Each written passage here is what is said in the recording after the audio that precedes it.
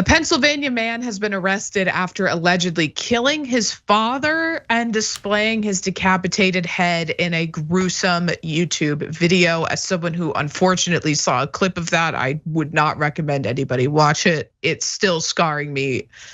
And it was just absolutely brutal. Now, this man did this while spouting right-wing conspiracy theories, because of course, from NBC News. And the YouTube video, which was titled Mohn's Militia Call to Arms for American Patriots and is cited in a police complaint, 32-year-old Justin Mohn is seen wearing gloves and holding his father's head in a plastic bag. Later, the head can be seen in a cooking pot. Mohn says his father was a federal employee for 20 years and refers to him as a traitor. According to CNN, his father, Michael, worked for the US Army Corps of Engineers, Philadelphia district. Now, in the video, Justin called for the death of all federal officials, which included the call to attack President Joe Biden's administration, Black Lives Matter movement, the LGBTQ community, and Antifa activists. So here are some specific quotes from that video. The federal government of America has declared war on America's citizens and the American states.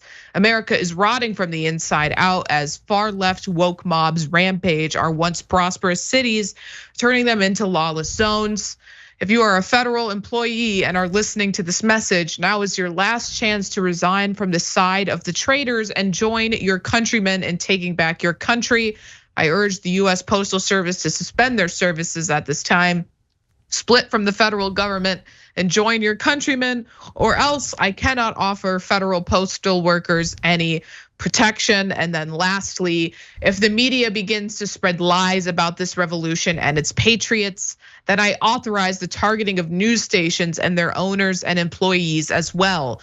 The hunting, capturing, and killing of America's federal employees will not stop until Americans' demands are met. Now, this 14-minute video was live on YouTube for several hours before they removed it for violating graphic violence policies. And Justin Mohn was apprehended by law enforcement officers outside of a military base with a weapon, which he was able to purchase legally the day before and use to murder his father. So many horrific aspects of this, Cenk. Of course, we've been covering, for a long time on this network, the rise in not just violent rhetoric, but violence of the right wing, and particularly MAGA supporters' support for political violence and violence to reach their political goals. And so of course something like this would happen. It's just disgusting, it's despicable. And the fact that this person, who many people in his life said that he was mentally, emotionally unbalanced, he had made threats against the government in the past on social media, was able to legally obtain a firearm, which he used to murder his father. And then I think we can assume he was gonna carry out some sort of terrorist attack at this National Guard base. That's where they apprehended him with the weapon, was able to buy a gun. It's horrific because he's not the only person in this country that has these ideologies. He's certainly not the only person in the far right of this country who supports political violence. And how many of them have firearms or have access to firearms or can legally purchase firearms despite all of this violent rhetoric? It makes me feel so unsafe. Yeah, so is this all right wingers? Well, of course not, right? But that's where the right wingers stop and go, see, we're innocent. It's just a rando. No, not exactly. Because this is called stochastic terrorism, where you egg people on and hope that someone does violence on your behalf. And if you egg them on, right, it's not a hope, it's a guarantee. And so now tons of people have done violence on Donald Trump's behalf. The guys that came in with trucks full of bombs, the guys who did the pipe bombs to all of his enemies.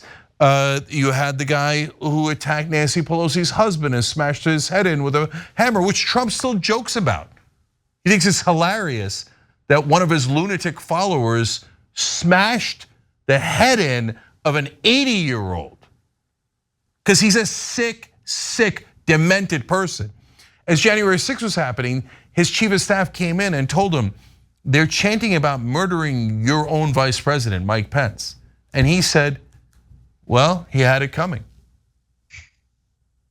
he does not mind the political violence. He knows that it's happening, and he exit on and exit on and exit on. And so is there more right-wing violence than left-wing violence in this country? It's not even close, guys. Anytime that topic's brought up, you know what they're gonna say. We all know it. The right wing's gonna say, remember that one guy, the Bernie Sanders guy who shot at the softball field? They always bring that guy back up from like a decade later, because it's like they're one example. They're one example, right? You want to talk about crime generally, that's an entirely different topic. I'm happy to have that discussion, all right? And you might be surprised by my opinions. But when we're talking about political violence, massively, disproportionately, totally right wing, it doesn't mean 99% of right wingers do it. But guys, if they activate the lunatics on your side and they do it on purpose, it's incumbent on you to say, don't go in that direction. But instead, what do you see in right-wing media all the time? And by right-wing politicians now? Well, look, the tyranny of government, you gotta do something about, man. Second Amendment rights, man, tyranny of government. And what did he do? He decapitated his father, his own father, because he worked in the federal government. And he was convinced that the federal government is all deep state.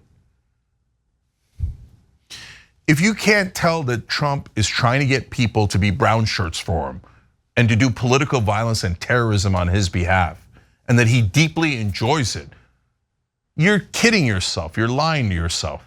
The guy's a goddamn monster. He does it all the time. So I don't know how it's gonna end, guys. If Trump wins, this is gonna get to be on steroids. Anytime anybody challenges him, he's gonna have the power of the presidency. He's considered martial law before, where he rolls out the tanks against American citizens. He keeps egging people on, they keep doing violence on his behalf. And by the way, there's reports that Republican legislators did not vote to either impeach him or convict him in his impeachment because they were scared of their own voters murdering them.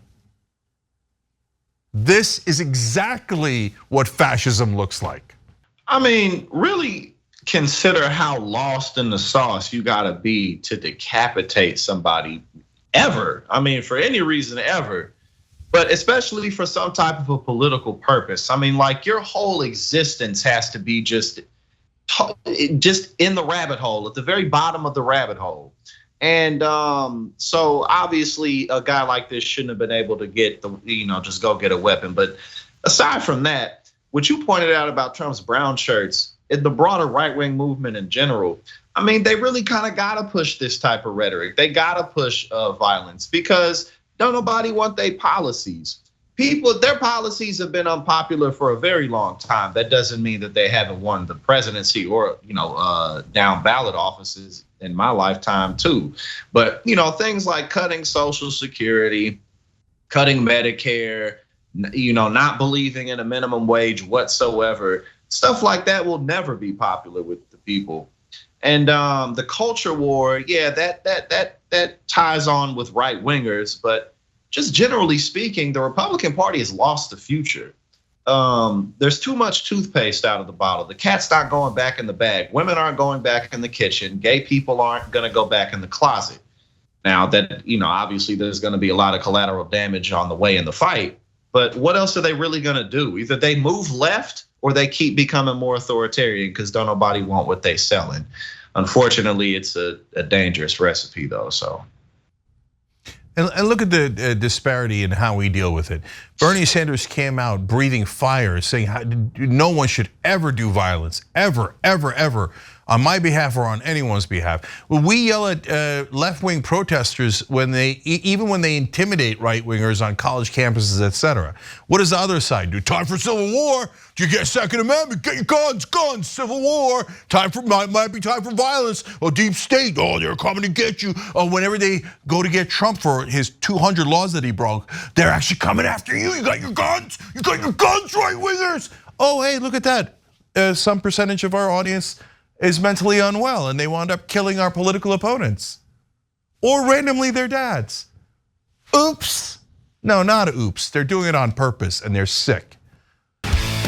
Hey, thanks for watching that video. We really appreciate it, guys. And we appreciate it if you become members, because that allows us to be independent, honest, progressive, all the things that you don't get from corporate media. And all of that is because of you guys. Hit the join button below and become one of us. Become a Young Turk.